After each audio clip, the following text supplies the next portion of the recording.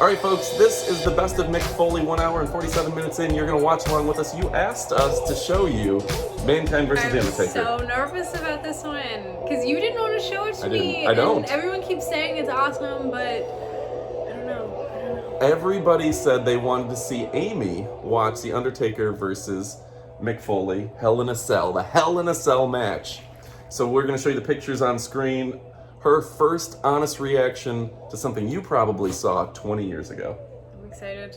Let's kick it off. So the match is going. The Undertaker's coming to ring. He's doing all his cool stuff. Got the cool music. He does have cool music, right? It's so cool. Oh! Alright, he's coming in. Yeah. That is... I don't know what he's wearing, but it's amazing. The fire you could see shook the camera. Like the cameraman, probably. But it doesn't shake him. He just No. walks through like he's like... And honestly, just to be able to no-sell that. Yeah. Because it is loud. Yeah, your and ears will be fire ringing. right next to you. You're just... Hot. Being in the audience, it singes your skin a little bit if you're in the first 10 rows. He's a great actor. He's a tough dude. We know that. Like, he's got his eye... Like, is that contacts? I don't know. The roll back in the eye thing? Yeah, because it's just... You see so much white in his eyes. So, super creepy. there was one time, and please, someone leave me a comment below, there was a match where Undertaker caught on fire by accident from the pyro coming to the ring and still wrestled the match. Like, it went off a little awry. Was he kind of like... Did he just tough it out, or was he like, oh my god, I'm on fire? I think they had to, like, put him out or something or whatever, but, I mean, he toughed it out because he's a tough son of a bitch. Because he's the Undertaker. Amazing. You're gonna no-sell that. Well, the last match I saw him in, his last match, when he just had this huge gash on his arm. Bleeding. Yeah, and he just did that. We've got a cat and a dog wrestling in front of us, so Nope. if the camera shakes a little bit, cat and dog activities. So the Undertaker is going to... Stop it. Throwing him a toy to hump. Undertaker's going to the top, and they're on the top of the cage already. Can you imagine, like, being front row for this and then having to look up the whole time? It's pretty... That's a really high cage. Like, that's... How do you think that is? Because they always say 15, 20 feet in the air. Can't be. Undertaker says No, 6. I think it is. What is that? Like, 18 at least, right? Like, there's... Well, it looked like 2 Undertakers standing on themselves, so like 12 or 13, maybe 14 feet? I don't know. But it's like 18 feet. 25 feet. 18. Let me turn the volume back up now that the music is over. They always get us on music stuff. And have you ever seen any hardcore matches before you're new to wrestling? There's a dog butt in this camera. Let's see. Sorry about that. This is Biscuit, and that was his butt. Whoa! Like, you could hear that. He just hit the Undertaker really hard with the chair. Yeah, the percussion of it. He knew that he was going to use that, too. He threw it up there before he even... Yeah. I don't see how that's allowed. Well, it's a Hell in a Cell match, and I think it's kind of no rules. I think just the only thing is who pins who. I have a blanket this time because I almost flashed you guys before. Totally flashed you guys. Our editor, you try to edit out any vaginas. Say it in curse. Are you allowed to just I think you probably say on the vaginas. internet? On the internet? Yeah, I think that you just can't show them. So now... I'm pretty sure you can show them on the internet. That's all you watch on the internet. So, Undertaker... Now, Mick Foley dangerously close to the edge. Yeah. No way. So... Was that supposed to happen? I don't know. As God is my witness, he is broken in half. Famous words by Jim Ross. Is he okay? Now, he went through a table. Look at the Spanish announcer, just completely rocked. I would hate to be the announcer under there. Did he know that was going to happen? I don't know. Folks, how much of this do you think the announcers knew going into this? Again, leave us a comment below. We'd love to hear from you. That poor guy looked scared. Yeah. Not scared. I'm going to have my emotional support biscuit. Her dog's name is Biscuits. So, and Mick is like stuffed underneath. Look at this. Look at the replay. Mick Foley just going through like a sack of potatoes. That table didn't even slow him down. He just went down to the concrete. Not at all. Look at, that table just flattened like it was nothing. He lands like a stuntman with that flip, like the ninja roll. Like, not very graceful, but also that probably saved his life the way he landed. So do you think he, practiced how to land? I mean, he's been practicing how to land for 20 years, that's what he does for a living. But not off something So here's his real life best friend and mentor, Terry Funk, is coming to check on him. And they're kind of breaking storyline a little bit, whether it's intentional or not, that Terry Funk, who's I think just wrestled him recently as like opposite, like good guy versus bad guy, is checking on him. Yeah, he's checking on him. You can see there's a laceration on his arm. Ow. They're pulling off the mask. Yeah. They're checking. The trainer is out there. The medical staff, all the referees.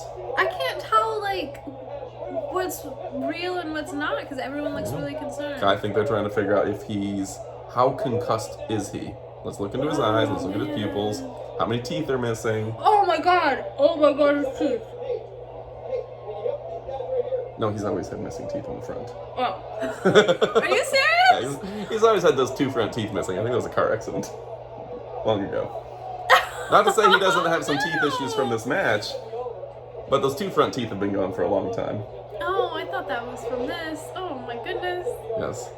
The only person that looks completely unfazed in all of this is the Undertaker, and he's just walking around up there like no big deal. He has to be worried, like IRL, right? He has to be like, oh my god, I hope he's alive. Again, he's such a good actor because he's still playing his role. Can you imagine how small that table looks from above and just hoping you land on it and hoping you throw the guy on it?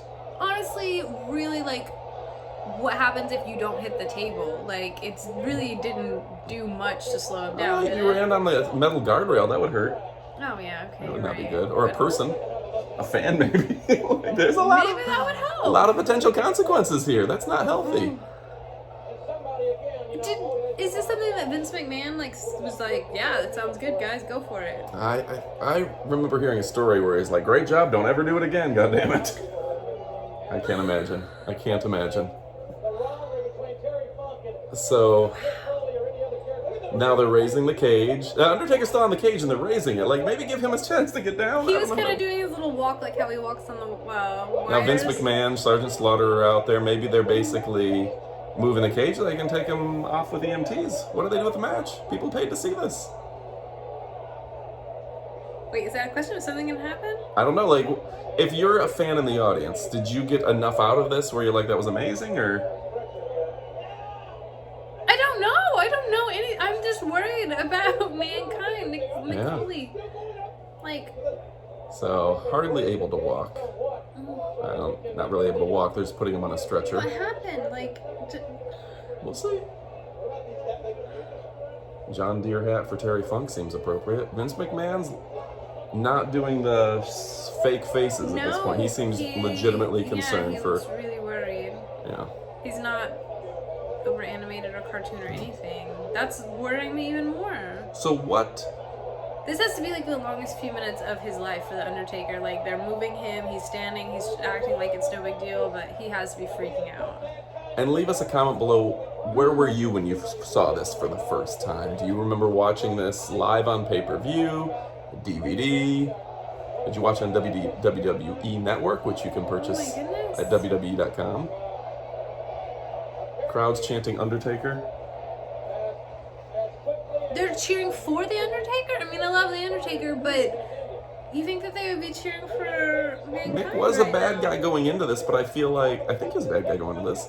But I feel like the fans are going to start liking him now, like for his sacrifices. Yeah. Like, weird that like when somebody gets beat up, you like them more. Well, it is like, I mean, if you go to a football game and the other team's quarterback gets hurt, you still like cheer for them when they leave when they leave on the stretcher. I'm surprised that the crowd didn't seem to be like really as supportive of him. Cheering him on as they take him off. Yeah. I don't know if that's kind of customary in wrestling, but I would have expected more of a... Yeah, there's usually like a little, good job. They didn't seem to be like...